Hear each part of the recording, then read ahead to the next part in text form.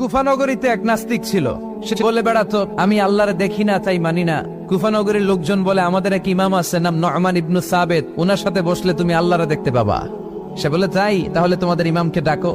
সাইয়েদনা ইমাম আবু হানিফা টাইম দিলেন, এই জুমার দিন, আজকে জুমার দিন না, এই জুমার নামাজের পরে ঠিক ভর দুপুরে 2টায় সবাই আমরা একত্রিত হব। নাস্তিকও আসবে, সাইয়েদনা ইমাম আবু হানিফাও আসবে। জুমার সালাতের পরে লোকের বন্যা বয়ে গেল, বাঁধ ভাঙা জোয়ার, অনেক মানুষ।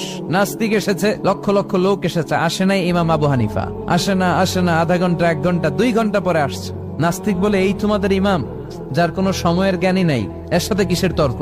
সাইয়েদনা ইমাম আবু হানিফা বলে, ইনদি উযর, আমার ওজর আছে। কি ওজর? সাইয়েদনা ইমাম আবু হানিফা বলেন, আমি ঘর থেকে বের হয়ে আসার পথে একটা নদী পার হয়ে আসতে হয়।